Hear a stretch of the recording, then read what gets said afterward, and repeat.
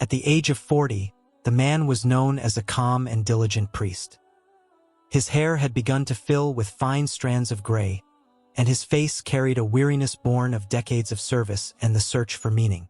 From a young age, he had devoted his life to the church, studying the scriptures, guiding the congregation, and answering questions about faith. Yet behind his well-ordered sermons and disciplined prayers, his heart was often enveloped by a restlessness that never truly left.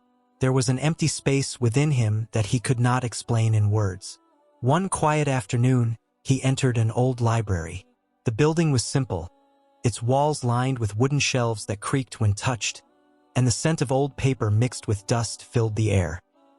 He came without any particular intention, merely seeking to calm his mind. Among the shelves, his eyes were drawn to a book with a plain cover. It was a translation of the Qur'an. He had heard of this book before, but had never read it directly. With curiosity mingled with hesitation, he took it and sat in a corner of the library. When he began to read, something felt different.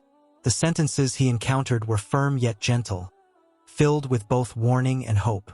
Verse after verse spoke of the oneness of God, of life, of humanity's purpose, and of moral responsibility.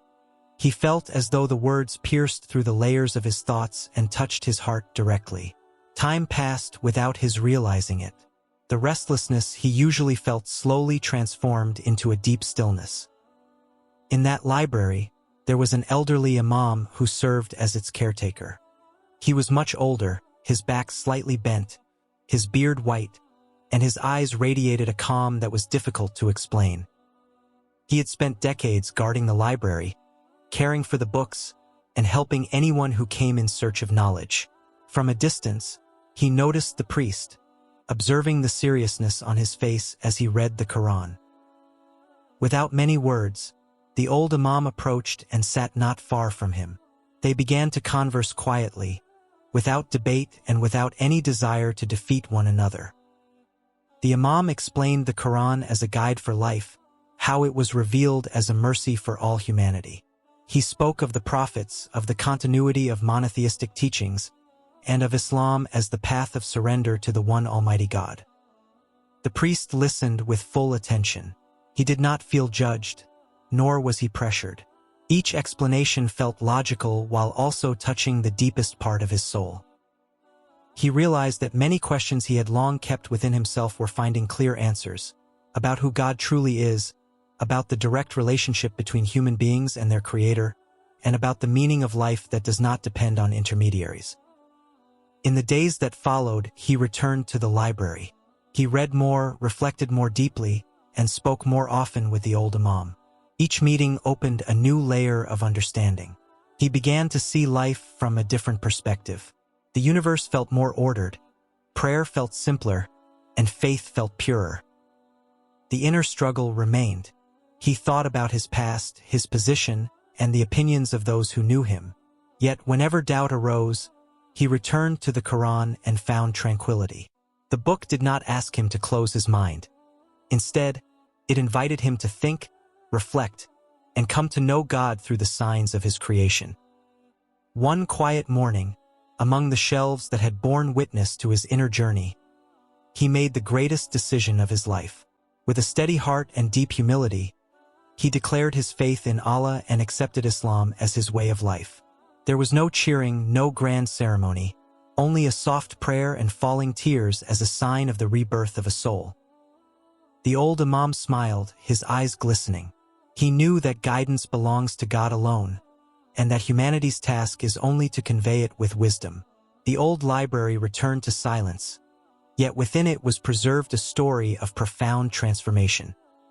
The man who had once been a priest now walked forward with a new identity as a Muslim. He did not abandon his love for knowledge and service. Rather, he carried them in a direction he believed to be more upright. His life did not become easier, but his heart became more peaceful. And in every prostration, he gave thanks for having found light through a book he had discovered by chance in a simple library. The change did not stop at the library. News about him slowly spread, like small ripples turning into great waves. People who had once known him as a priest were shocked, confused, and even angry. Some did not believe it and assumed he was merely going through a temporary crisis. Others felt betrayed.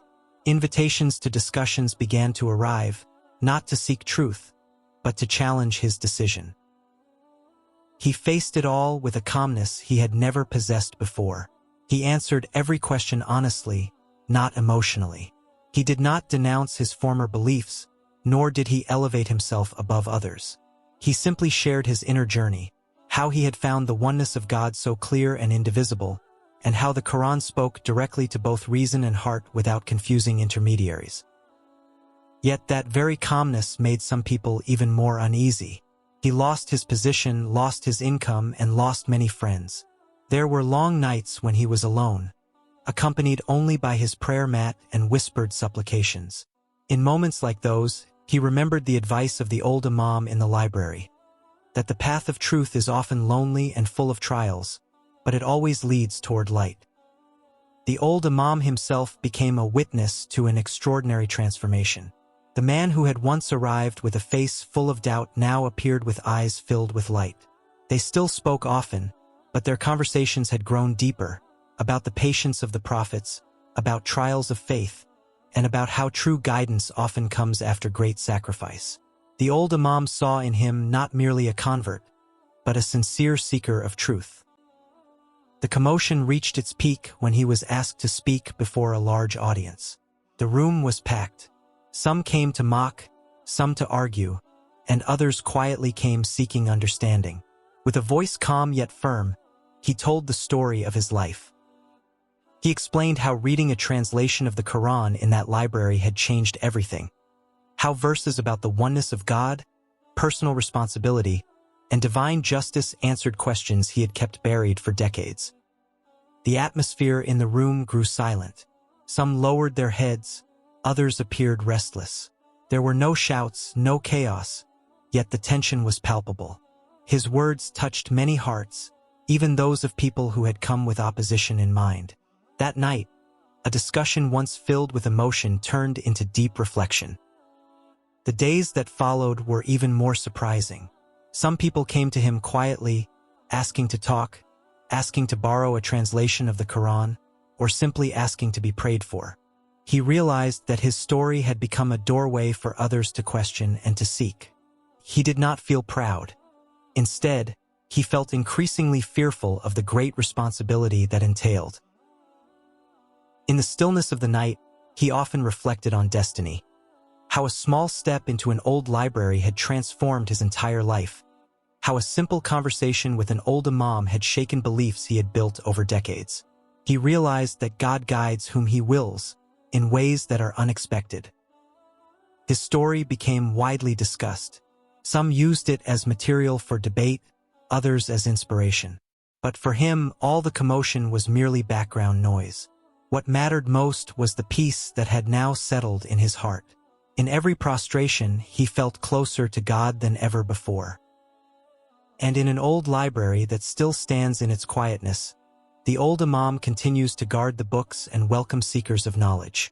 Among the dusty shelves lies the story of a man who dared to follow the truth even at the cost of losing everything, and in doing so, found true life. Time continued to pass, and the wave of commotion gradually changed its form, from rejection and anger into an ever-growing sense of curiosity. The man now lived a life that was profoundly different. He no longer stood on a grand pulpit. Instead, he sat cross-legged on a simple floor, learning to read the verses of the Qur'an in their original language. Each letter he learned felt like a small step on a ladder bringing him closer to God. He began to spend his time helping the old imam in the library. The shelves that had once been merely the place where he found light were now cared for with love by his own hands. He arranged the books, welcomed visitors, and humbly answered the questions of anyone who wished to talk. Many people were surprised by this change. A man who once held a high position had now chosen a simple life without complaint. The trials did not cease. There were threats, slander, and pressures that tried to shake his resolve. Yet whenever his heart felt heavy, he remembered the first night he prostrated as a Muslim. That pure sense of submission became his source of strength. He learned that faith is not about human recognition, but about honesty before God. One day, the old imam fell ill. His advanced age finally claimed its due. The man faithfully stayed by his side, reciting verses of the Qur'an beside the simple bed. The old imam looked at him with a smile full of meaning, as if to say that the trust had now been passed on. Some time later, the old imam passed away peacefully, leaving a deep silence in the old library. The imam's passing became a turning point. The man felt called to continue what his teacher had begun. He did not raise himself as a great figure, yet his presence was felt. People came not because of his name, but because of the calm that radiated from his demeanor and his words. He spoke about God with simplicity, about faith with reason, and about life with honesty. The old library once again became a center for the search for meaning. Many people sat in its corners, opening the Qur'an, reflecting, and asking questions. The man always reminded them that guidance was not his to give, but belonged to God alone. He merely tried to be a bridge, just as the old imam had once been a bridge for him. As he grew older, he no longer dwelled on what he had left behind. He more often gave thanks for what he had found. The peace he had once sought in many places was now present in the simplicity of worship and the sincerity of the heart. His life might not be recorded in history books, but he was certain that his name was recorded in the sight of God as a servant who sincerely sought the truth. And thus the story came to an end, not with cheers or grandeur, but with profound tranquility. A story of searching, courage, and surrender. Of a man who dared to follow the light even if he had to walk alone. Of an old library that bore witness to the birth of faith. And of God, who always guides his servants along paths that are never expected.